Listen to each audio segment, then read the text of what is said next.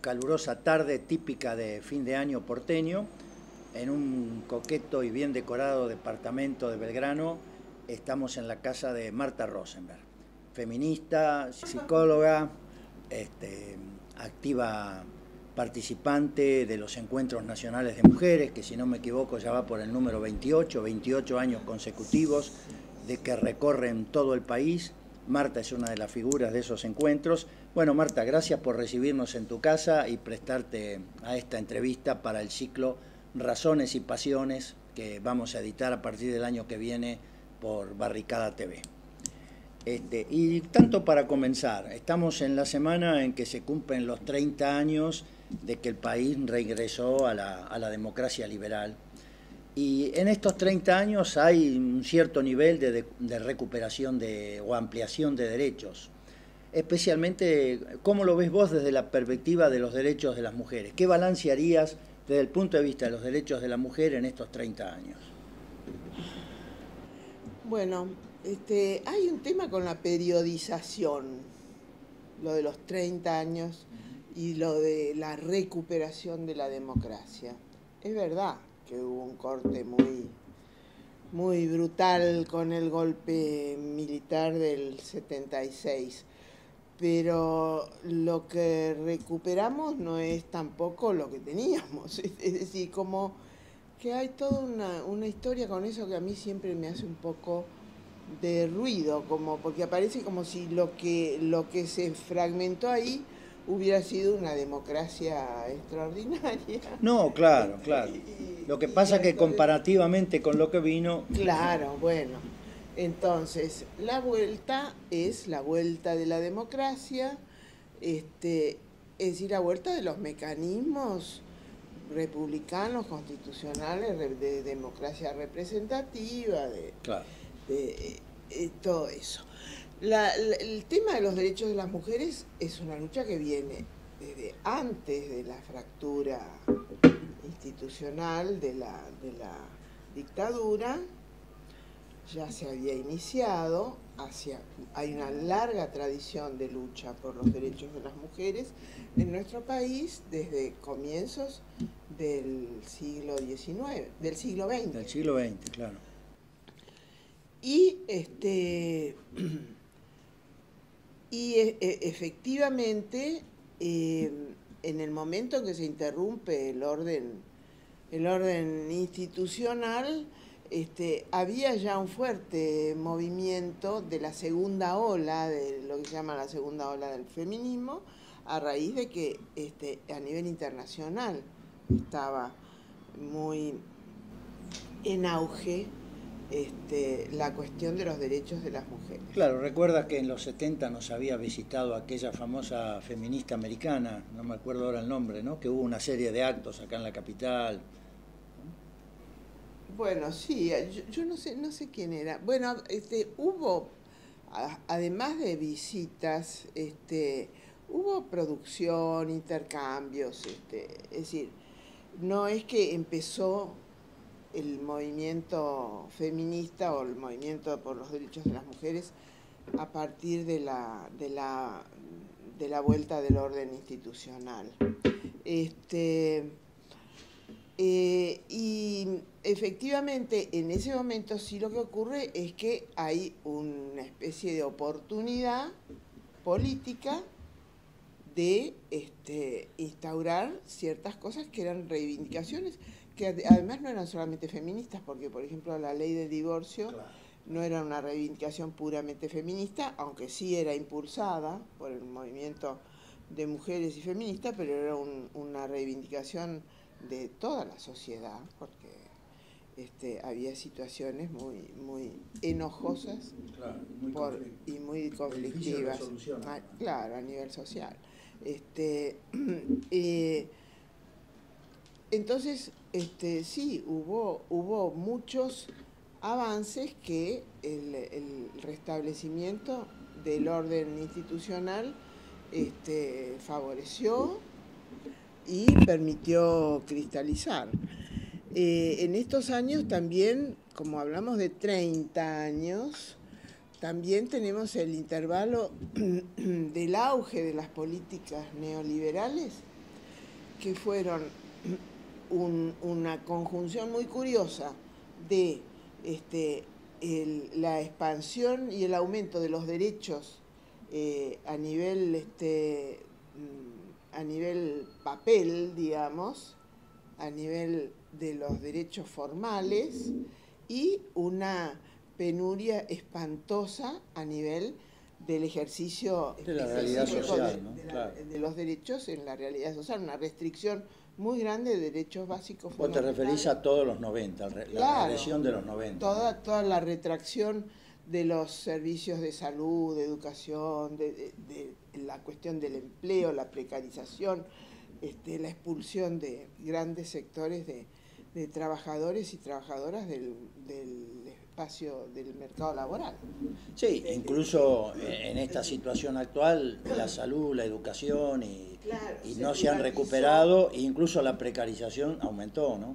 Claro, entonces todos esos procesos fueron, paradójicamente, se lograban más derechos a nivel formal y se cargaba sobre las espaldas de las mujeres todo el trabajo no remunerado que significaba el cuidado de los niños, de los ancianos, de los enfermos, ¿sí? Que con la precarización del sistema de salud fue enorme. El peso de mantener con empleos muy precarios e informales la economía familiar, porque había una cesantía muy grande de los varones. Tuvimos casi una década de tasas de desocupación del orden del 18%, ¿no? Entonces esto fue un proceso que no sé cómo llamarlo desde el punto de vista de afirmación de la democracia. Es decir, ahí uno se dice, bueno, se pregunta, ¿qué democracia? Bueno, lo que nosotros estamos viendo, lo que se vio con claridad en el 2001 y que todavía en cierta forma continúa, es que hay una crisis de representatividad. Hay una reconstitución formal, institucional de la democracia, pero la separación de las instituciones de democracia con la sociedad real es muy grande, ¿no? Es muy grande. Y eso queda de los 90, claro. Obviamente. Lo que sí me parece que es notable es cómo creció y se consolidó, se organizó el movimiento de mujeres en relación a muchas de estas reivindicaciones. Y en el momento de la enorme crisis del 2000-2001, realmente en toda la movilización social que hubo en prácticamente todos los espacios del país hubo una gran participación de las mujeres. Ya había empezado antes, en el 89 también, claro. Ya estaban las mujeres en la calle sacando las ollas populares, los comedores, es decir, sacando lo doméstico privado, la alimentación, al espacio público, a la calle. En toda esta ampliación de derechos, desde, digamos, la patria potestad compartida al principio de los 80, el divorcio, ahora la ley de muerte digna, el matrimonio igualitario, incluso la de fertilización asistida, que ahora la quieren limitar, pero en realidad no hubo un gran combate con el sector más retrógrado, que es la Iglesia en la Argentina, y que es la gran perdedora de todas estas cosas. Sí, evidentemente son avances muy importantes desde el punto de vista legal, y permanece también una resistencia muy grande a nivel de la Iglesia y a nivel de los sectores de la sociedad que están más disciplinados, claro. Y atemorizados y amenazados por el poder. Y se ve con el aborto no punible, ¿no? Sí, se ve, claro, en el interior del país sobre todo, ¿no? un derecho vigente desde hace 90 años y sin embargo encuentra dificultades a la hora de la práctica. De la práctica concreta. Y tanto es así que bueno, se motivó el fallo de la Corte Suprema de Justicia en abril del 2012, sí, del 2012, el fallo sobre la causa FAL, Claro. Que fue la oportunidad en que la Corte Suprema estableció el modo en que deben practicarse los abortos no punibles según la legislación vigente. No es que hizo una legislación, porque la Corte Suprema no legisla, sino que es la última intérprete de los textos legales y constitucionales. Entonces, como las peleas se daban en función de cómo quería cada sector médico, de la justicia, de la iglesia, de los sectores religiosos, interpretar el artículo 86 del Código Penal, la Corte estableció cuál era la interpretación última, diríamos, porque la Corte Suprema es el intérprete inapelable de los textos legales. Marta, me gustaría retomar esto sobre el final, viendo a ver qué proyección le ves vos al movimiento de mujeres, cuáles serían sus ejes a desenvolver de aquí en adelante. Pero empecemos por el principio, digamos. Vos sos porteña, naciste acá en Capital Federal. Totalmente porteña, con perdón. La verdad es que últimamente es increíble, como viajo mucho por el interior y veo mucha gente de todos los lugares del país, me doy cuenta de que es una carga ser porteña. Sí, claro. No solo Dios atiende en Buenos Aires, sino que además el diablo también. El diablo también, la centralización del país es así, pero bueno, es algo histórico eso, que sí, hay que ver cómo se va a desenvolver de otra manera hacia el futuro. Sí. Pero digamos, estuviste acá en el colegio secundario, en tu adolescencia, ¿cómo fue tu inclinación por el psicoanálisis? ¿Cómo fue tu paso por la Federación Juvenil Comunista? ¿Todo eso está relacionado? Sí. Bueno, mira, yo sí soy de un hogar de primera generación, mi padre inmigrante polaco, de los años 22, 23. Mi mamá, primera hija argentina de una familia rusa de Ucrania, familia judía, y con un criterio, mi mamá era profesional, universitaria, era farmacéutica. Mi papá había empezado estudios universitarios en su país, pero no los terminó, se vino aquí después de las invasiones, en el año 22. Los polacos huían del Ejército Rojo. Y bueno, una familia en la que siempre se valoró mucho el estudio y la cultura, el conocimiento. Nada, con los avatares de una familia así pequeño burguesa, ¿no? A veces las cosas iban muy bien, a veces no iban tan bien, pero bueno, con mucho énfasis en la educación. Y a partir de ahí yo, desde muy chica me interesaron los problemas políticos y mi primera adhesión política fue Alfonsín en una elección que creo que la fórmula era... Balbín. No, Balbín, por el tiempo debe ser Balbín Frondizi. De IN. Sí. y que me acuerdo que la policía reprimía a caballo, la montada, tiraban la montada sobre las manifestaciones. Yo era muy chica, tenía 13 o 14 años, pero repartía volantitos en el colegio secundario. Y después de eso, no duró mucho.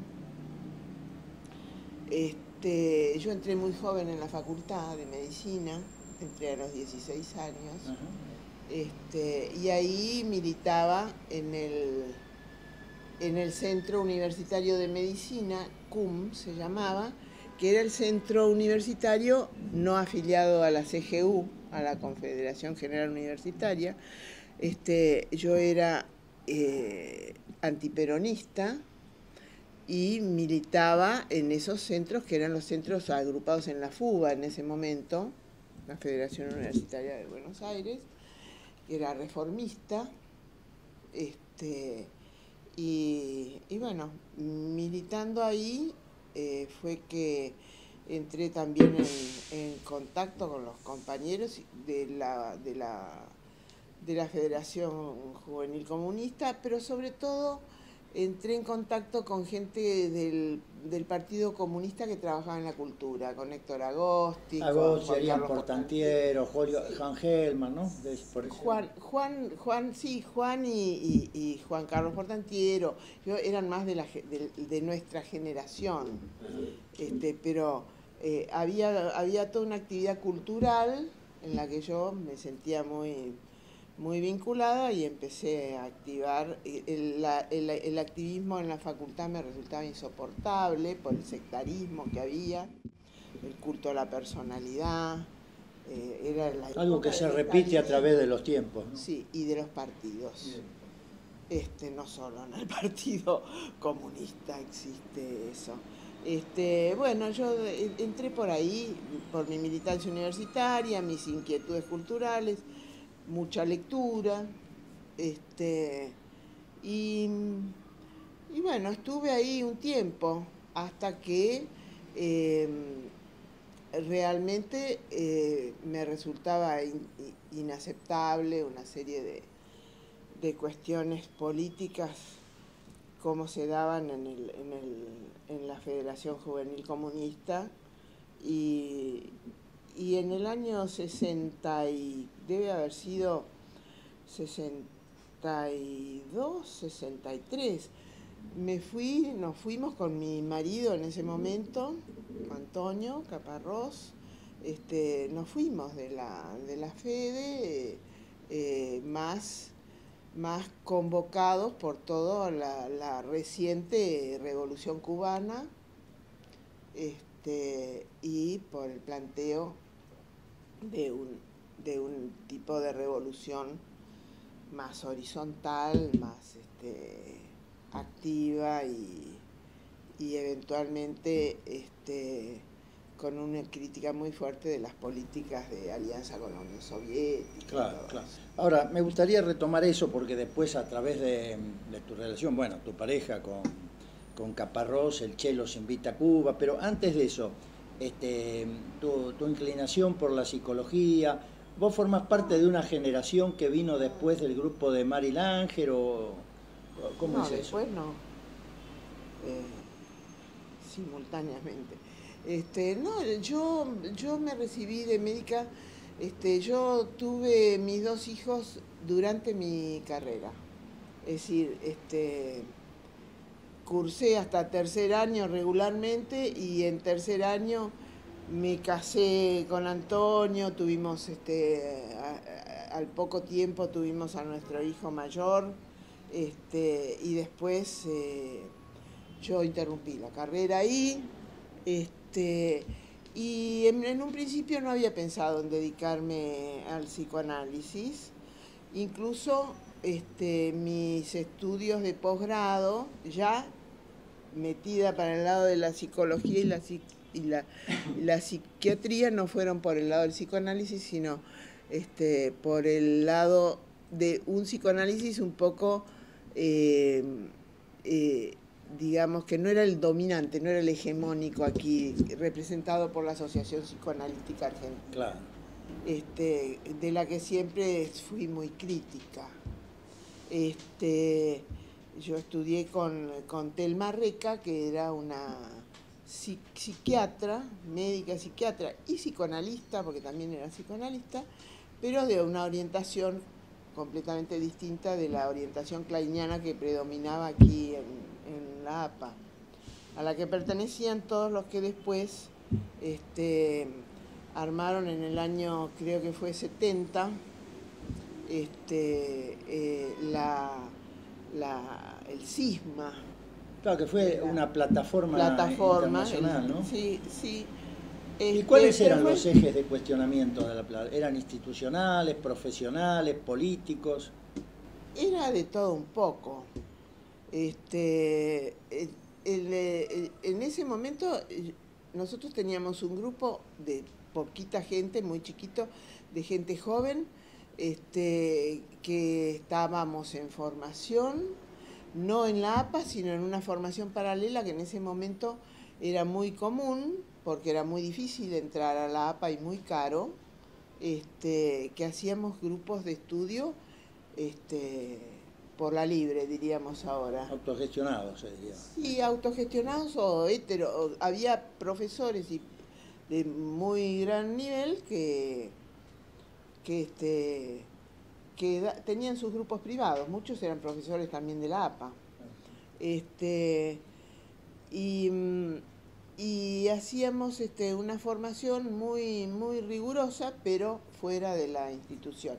Teníamos un grupo que se llamaba, en un momento dado tuvimos un grupo que se llamaba Frantz Fanon. Frantz Fanon, ajá. Sí, porque cuestionábamos justamente el papel de esa prescindencia del psicoanálisis respecto de los problemas sociales y políticos de la época. Por esos años había una frase que no sé si salió de ese grupo que decía que algo así como... ¿Cómo? ¿Todo espectador es un cómplice? Todo espectador es un cómplice. Pero había otro que decía que el psicoanálisis era no era una herramienta para la revolución, pero sí una herramienta para entender a los seres humanos y sí, claro. que es bueno, hoy sería un lugar común eso, ¿no? Claro, es decir, no es el objeto del psicoanálisis, no es la transformación social, la revolución global, social, claro, sino la posibilidad de provocar transformaciones en la subjetividad de las personas, ¿no? De disminuir el sufrimiento neurótico causado precisamente por las condiciones ¿Vos formaste sociales. parte de esa experiencia del Policlínico de la Luz, que se llamó, creo que coordinadora de trabajadores de la salud mental o algo por el estilo? Lo que hubo fue una federación argentina, la Federación Argentina de Psiquiatras, fue tomada por un grupo de gente que había gente de la APA que ya estaba dividida.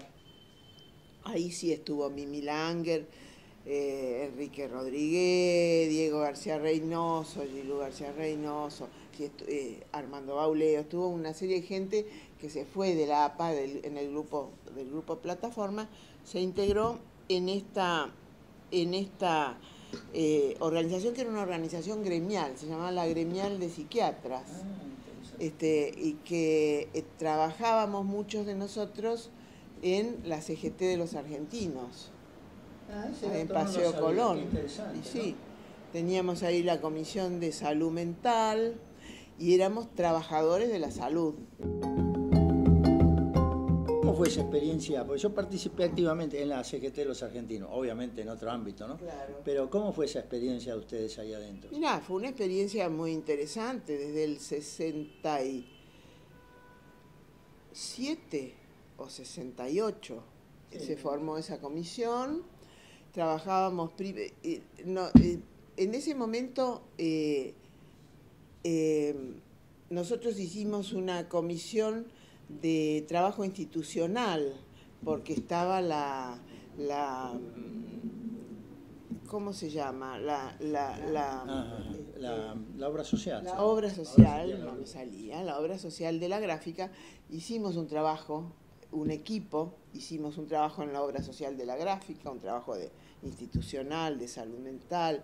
Hicimos también intervenciones a nivel de las situaciones que ocurrían, y de integrar todo el tema de la salud mental con los hechos y las características de la vida social en general. Es decir, la experiencia consistió en eso y se sumaron muchos grupos de mucha gente, muchos psicoanalistas, algunos muy destacados, como en algún momento Blecher, Ulloa nos asesoró en el trabajo institucional de la obra social, qué sé yo. Ahora, en realidad, ¿qué fracción avanzada del movimiento obrero era esa, ¿no? Para admitir todo ese tipo de colaboraciones. Sí. En ese momento Raimundo estaba muy sensible a todo eso, y las gordas de la gráfica, claro, también. Y algunas veces había mucha resistencia, sin embargo, Claro, bueno. Pero sí, y además estábamos muy en contacto con el periódico. Claro, es lo que te iba a decir, porque la otra expresión del avance de lo que era eso, no hubo otro periódico como el de la CGTA. Claro, había plumas ilustres, claro. ¿No? Nosotros éramos muy amigos de varios de los periodistas ahí, también de Raúl no éramos muy amigos, pero éramos amigos. Y nosotros, claro. Entonces estuvimos mucho, ahí ella estaba, cuando digo ahí el plural para mí es con Blas, esa experiencia, yo ya estaba separada de Antonio. Y bueno, en todo ese momento hubo una movida como de integración del tema, de implicación del psicoanálisis en las cuestiones políticas de actualidad y los conflictos políticos, que siempre fue una línea que yo, para mí siempre tuvo prioridad, y que me ha causado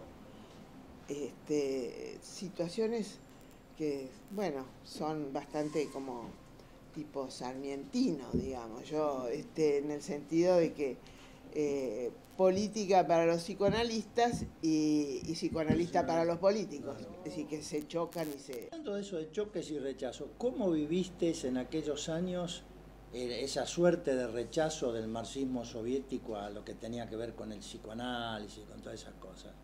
Yo en ese momento no era psicoanalista. Y lo vivía desde el punto de vista de mis convicciones políticas, no porque fuera psicoanalista. Sí. En ese momento todavía no era psicoanalista, y me chocaba desde el punto de vista de la desmentida flagrante que yo veía de las prácticas políticas con las cuestiones teóricas, y de una forma de ejercer la política que era totalmente autoritaria, feudal, nacionalista. Es decir, después de haber tenido una gran devoción, porque yo soy una persona de la posguerra, en el 45 yo tenía, 9 años, pero poco tiempo después toda mi cultura estaba imbuida de esa épica de la Segunda Además Guerra viviste Mundial. como todos los que estamos entrevistando en este ciclo, el periodo de los años 50 de ascenso del capitalismo, ascenso del estalinismo, ¿no? Claro, era muy difícil escaparse de ese... Con toda la épica de la Segunda Guerra. Claro, la patria socialista, ¿no? Que era en ese momento. Y bueno, pero no solamente la patria socialista, sino el mundo de la democracia contra el mundo del fascismo. Y bueno, no, yo en la cuestión del totalitarismo siempre fue una especie de continuidad con el fascismo, el franquismo, con el que también fue una vivencia para mí muy fuerte, porque tenía una simpatía absoluta por la Revolución Española, desde todo punto de vista, empezando por lo literario, por ejemplo, que yo leía mucho los poetas españoles, después me casé con un español refugiado de la guerra, qué sé yo. Que además no era cualquiera, ¿no? Porque era una personalidad también. Bueno, cuando yo me casé con él no era tan personalidad, pero bueno, fueron bastantes, era un tipo muy destacado, sí. Y bueno, esa línea política siempre tuvo una continuidad. Y después mucho por el tema de las lecturas, yo leía mucho literatura francesa, Romain Rolland, Luis Aragón, qué sé yo.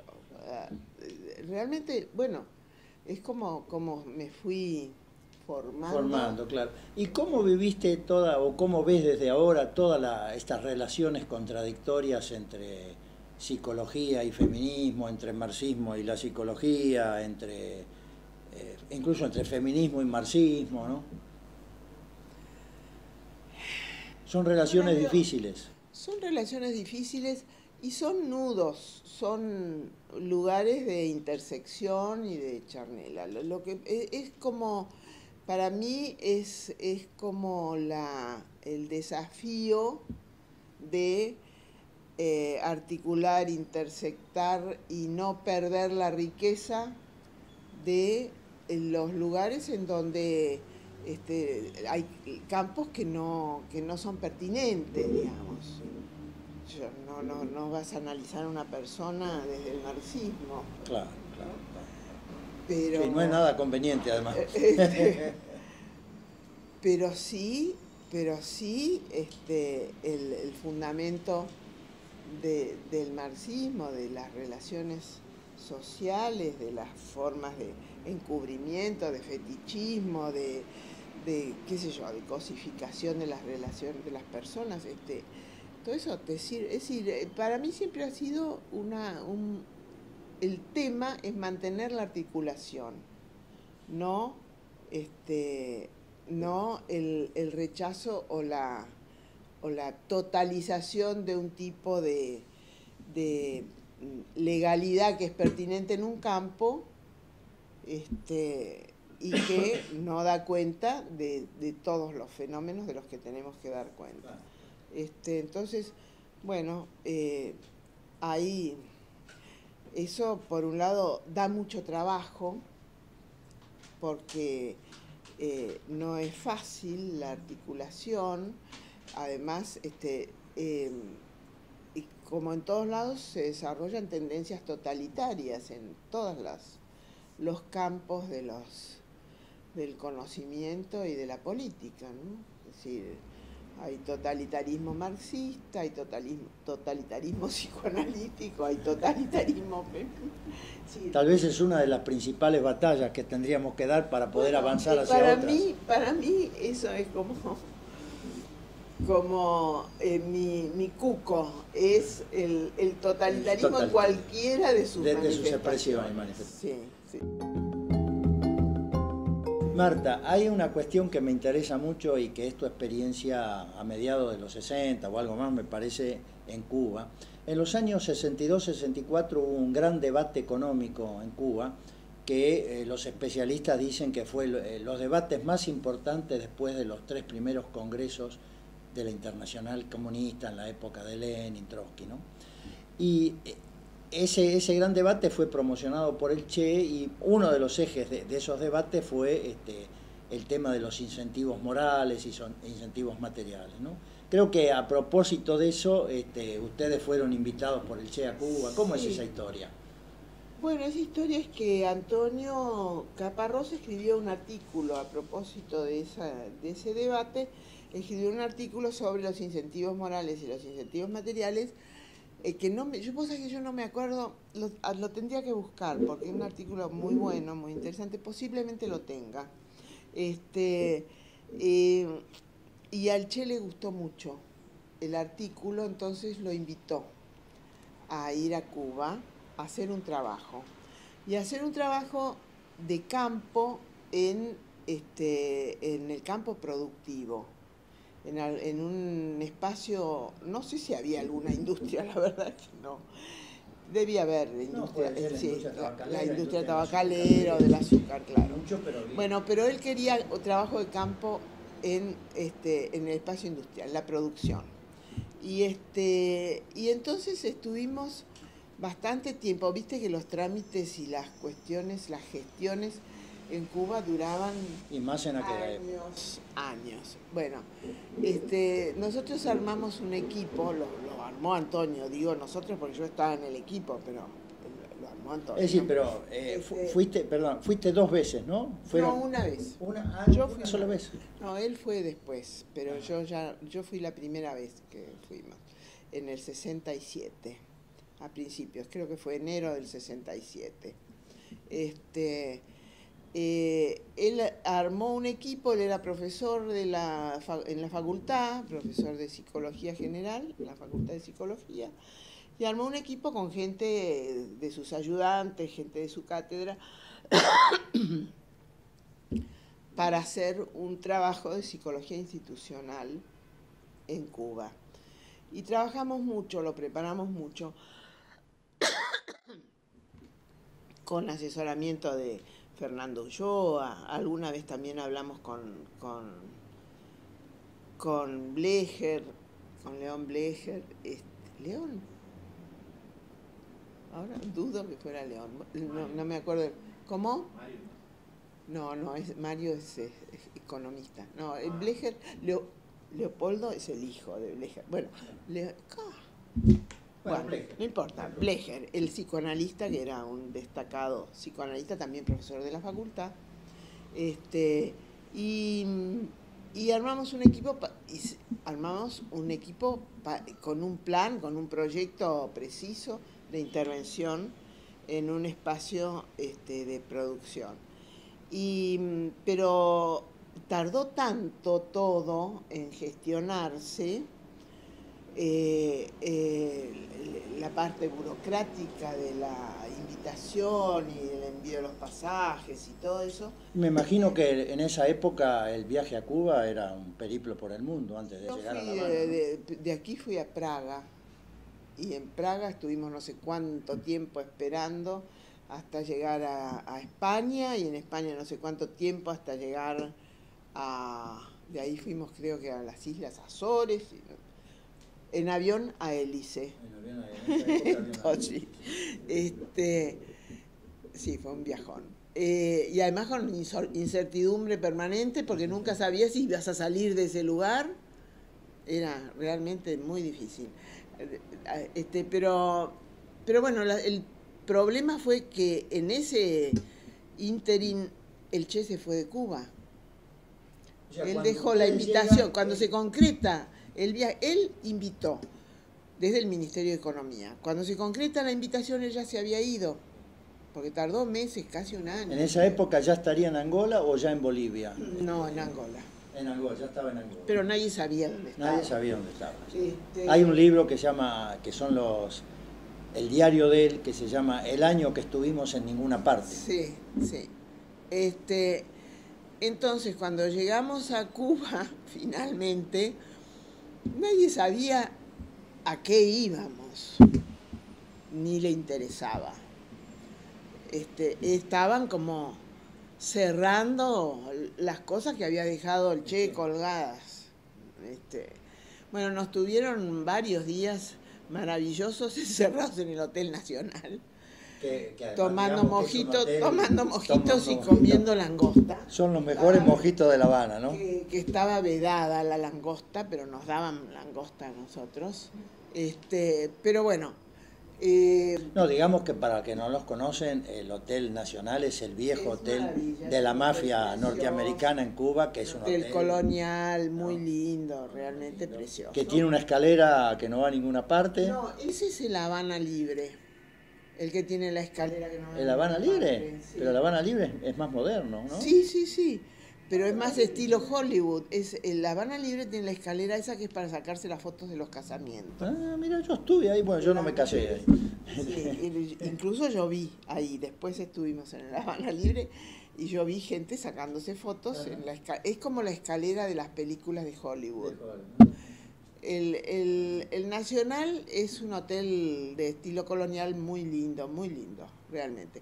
Bueno, pero el hecho es que estábamos ahí, no sabíamos, nadie nos decía nada. Estuvimos ahí un tiempo y como casi una semana hasta que nos avisaron un día, escuchando a Bola de Nieve. Qué privilegio, ¿no? Qué privilegio. Estuvimos ahí llenos de privilegios, pero muy angustiados porque no teníamos ni idea de qué era lo que iba a pasar. Y hasta que nos vino a buscar un agente, un transporte para llevarnos donde estaba Fidel, que era en el campo de béisbol. Había estado en un partido y en ese momento había terminado el partido y él estaba peloteando con el equipo y había una pequeña cantidad de público que dialogaba con él. Fue el espectáculo de Fidel pegándole a la pelota y charlando con el público fue muy sí, dicen que las relaciones de él con la gente en esa época la gente y el caballo, como le decían, ¿no? Sí.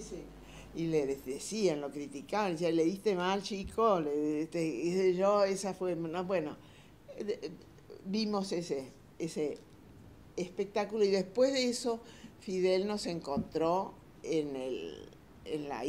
debajo de la tribuna, adentro, y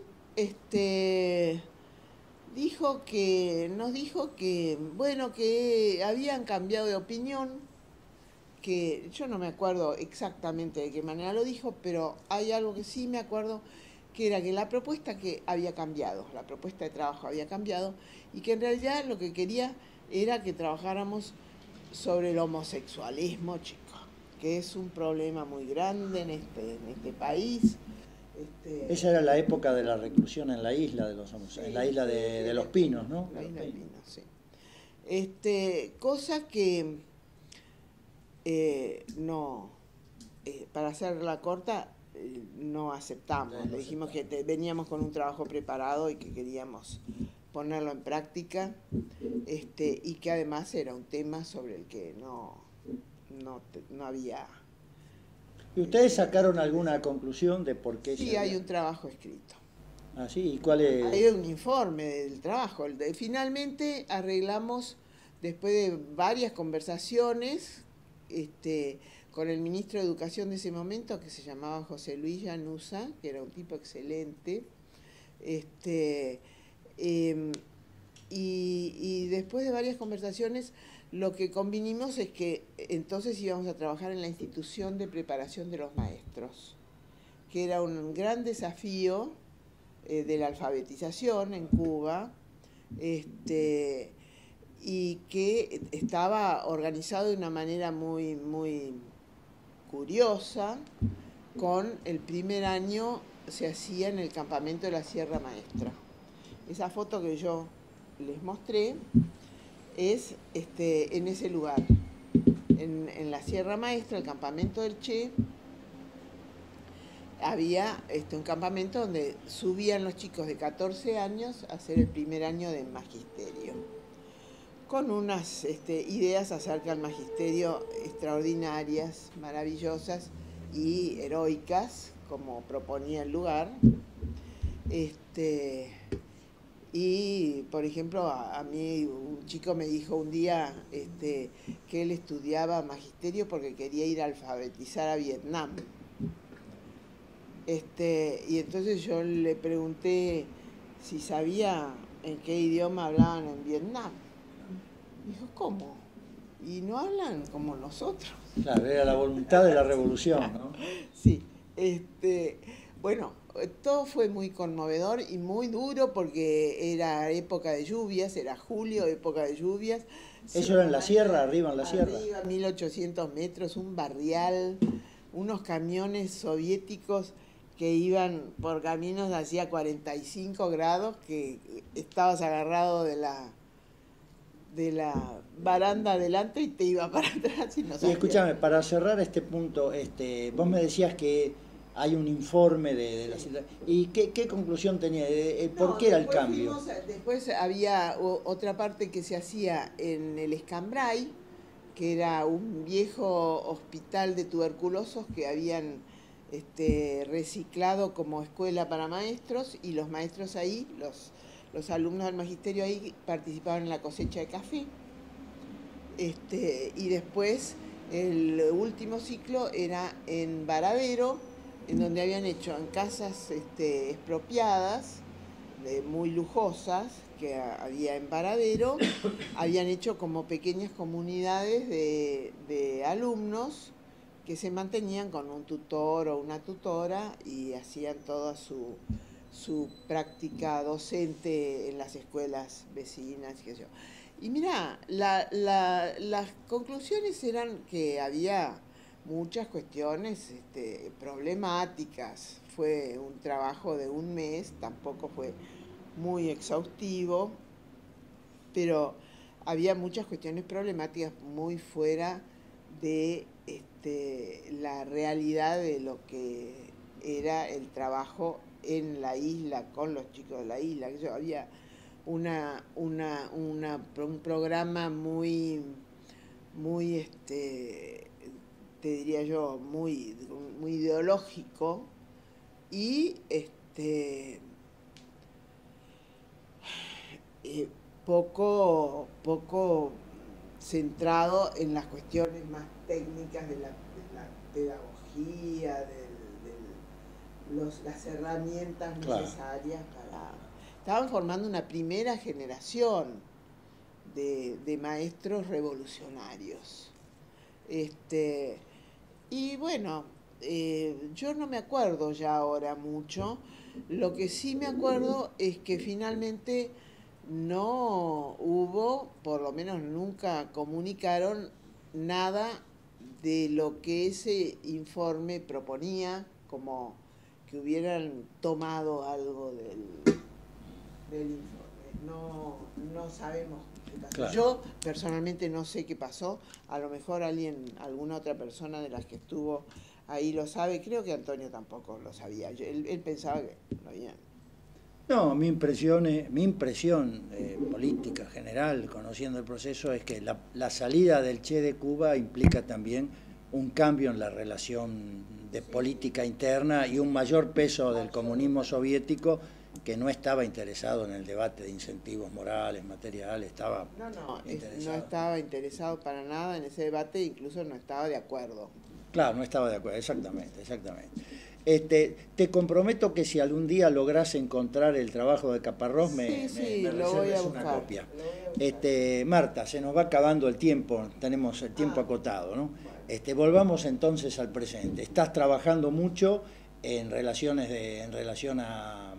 al INADI, estás recorriendo mucho las provincias. Estoy trabajando en el INADI con un programa de sensibilización de los docentes para la implementación no discriminatoria de la educación sexual integral. Es un programa que dentro de los objetivos del INADI, de ampliar y promover políticas de ampliación de derechos y de promoción de derechos, promoción de equidad y todo eso,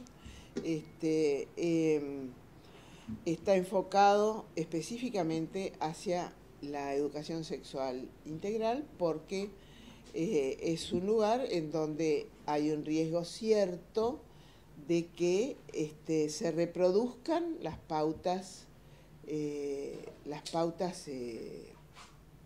discriminatorias de la estructuración de género convencional y hegemónica, digamos.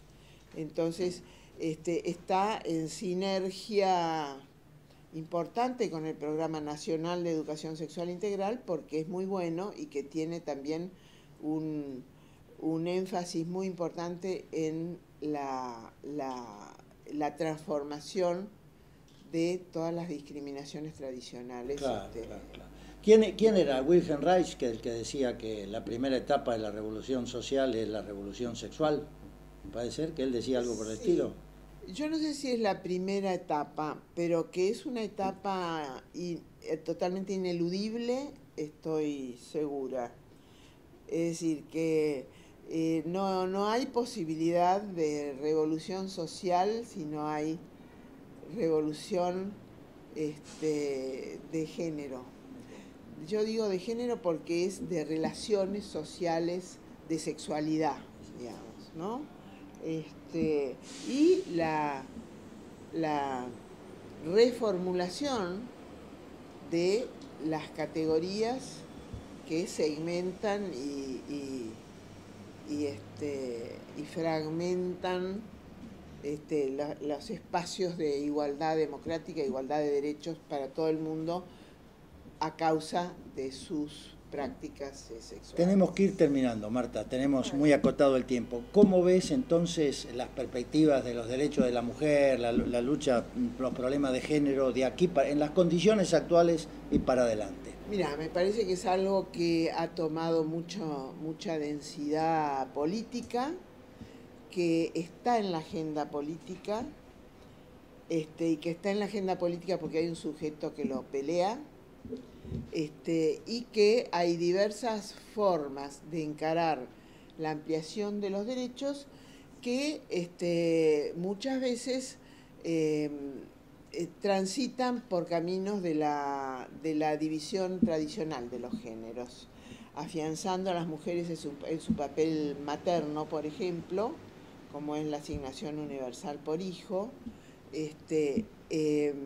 o negando el derecho a la autonomía de las decisiones reproductivas, como es, por ejemplo, la no aprobación y el no tratamiento de los proyectos de la legalización del aborto. Es decir, es un camino en donde no bastan las intenciones que se enuncian, sino que hay que tener una postura crítica permanente, porque espontáneamente se tiende a reproducir las asignaciones tradicionales de género. Entonces es un camino difícil. Marta, a cada entrevista le damos un título. Ajá. ¿Cómo podríamos titular tu entrevista?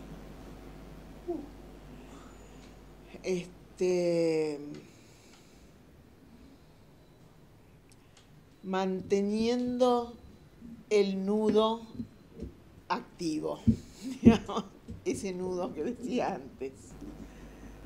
Feminismo, psicoanálisis y política.